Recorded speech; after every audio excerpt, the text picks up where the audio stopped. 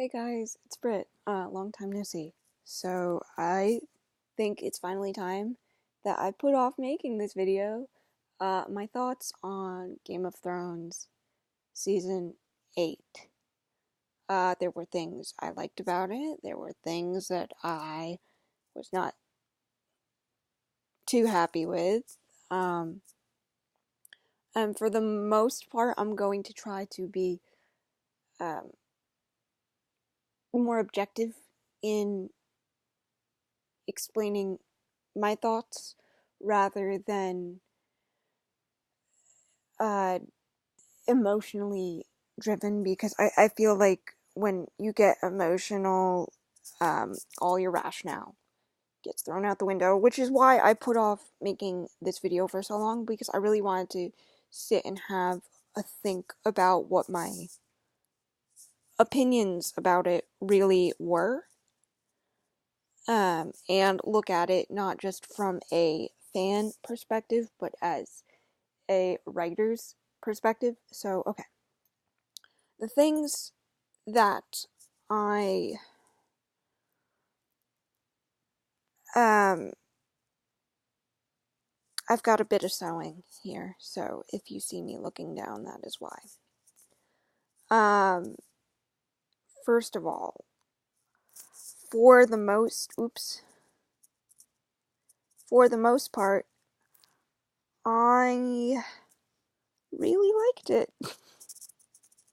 Story-wise, which is not a popular opinion. I think that it showed a lot of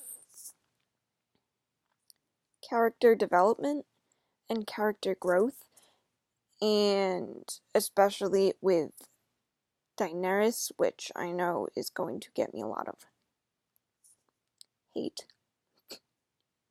But again, this is coming from an objective standpoint and not a personal point of view type of deal. What happened with Dany at the end, with, Jon killing her for the good of the people. A lot of people were unhappy. And while I see why a lot of people were unhappy, to say that this was out of character for her is, I don't think it was out of character for her. I think this has been heavily, heavily foreshadowed, particularly in season 2, when she says she's going to burn cities to the ground with her dragons.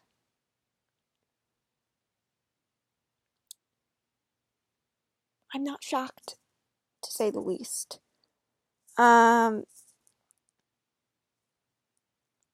So yeah, that's my thought on that. I just wanted to get that out of the way. But okay. So episodes 1 and 2, I really enjoyed. My biggest critique with the Battle of Winterfell is that it was very difficult to see on my standard, $100 television. That I understand where the cast and crew and the directors and everything, when they say, when we had our equipment, it wasn't that dark, and it was fine, and it was lit, and it was great. Okay, but first of all, we're not all of us are, can afford to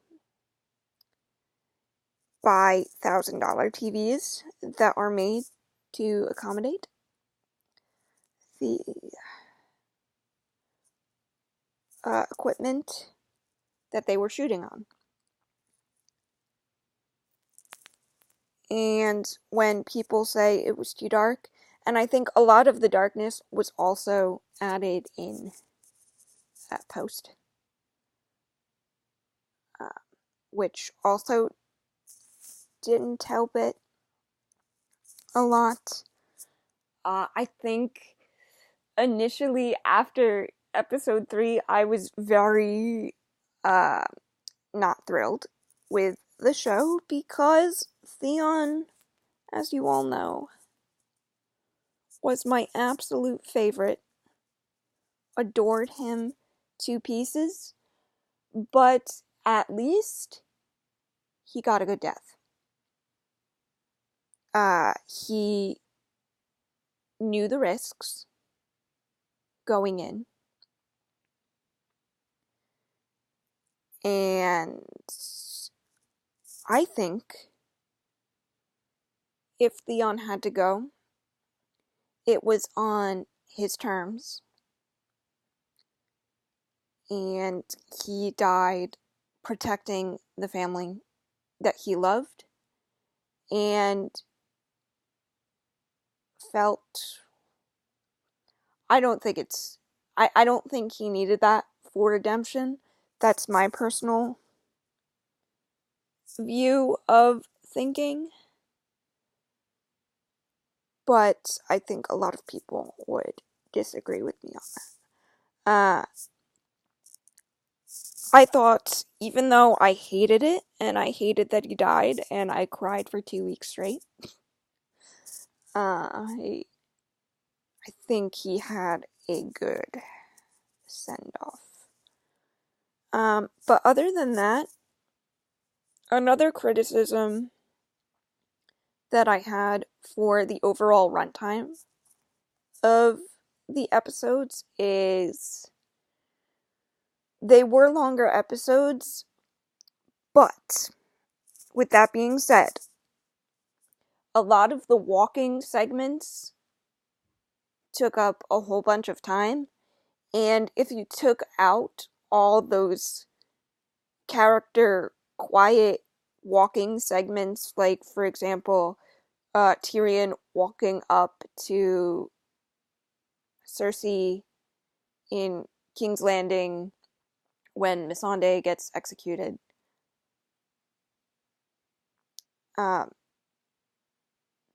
If you take out all the montages, kind of like that, the whole episode would be 22 minutes.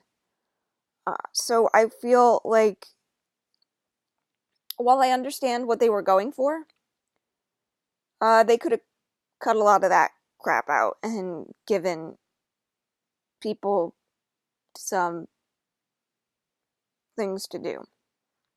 The Dany and Sansa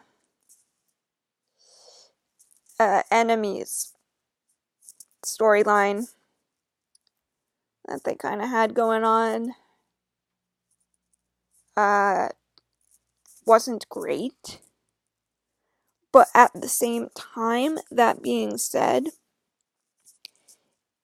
and I'm going to say this as a generalization, I don't blame anybody for not trusting her. Purely because Winterfell has seen so much betrayal in the past, and realistically, they just very recently won Winterfell back from the Boltons. It was implied that Jon was gone for about a year. So he was with Dany on Dragonstone for about a year. And he kind of didn't...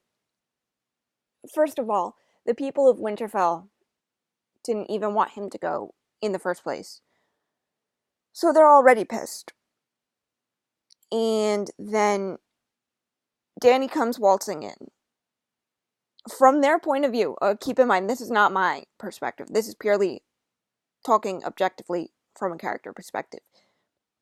Dany waltzes in with an army that they do not want, that they did not ask for, that they begged their king, the man who they named king, King Jon, to not go. Do not bring her back here.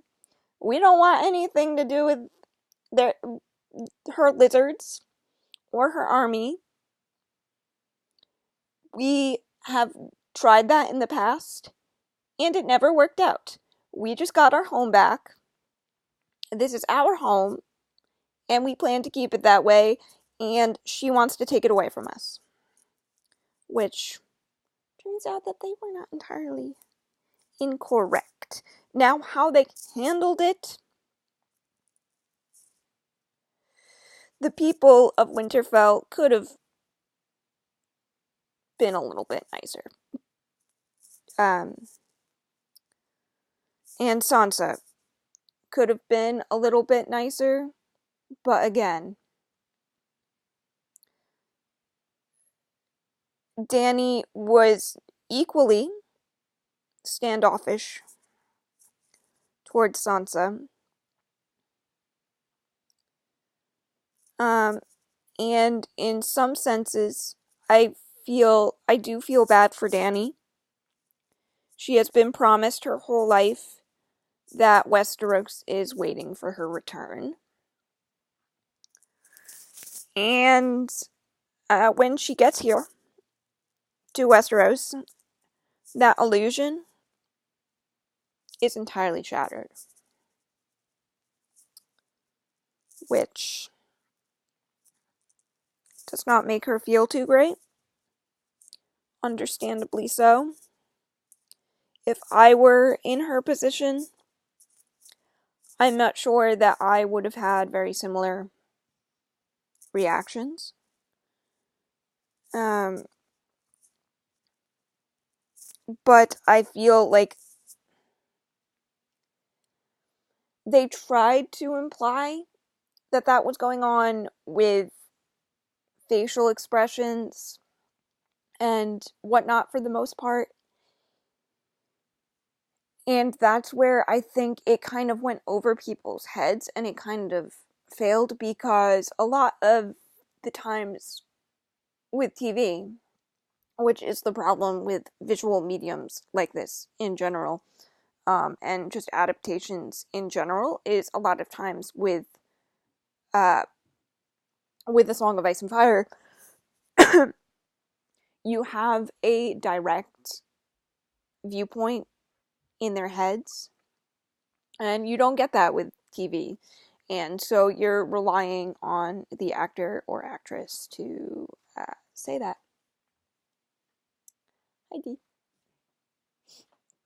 If you hear my puppy, that is what you hear. I have a 3-month-old puppy now, guys. But yeah, that is I did not hate it. I kind of liked that Bran won. I liked that a cripple won the throne and was all in power in Westeros, because, like, cripples represent, am I right?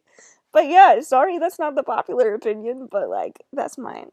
Anyway, guys, I gotta go let the dog out, so I'll see you guys later. Bye.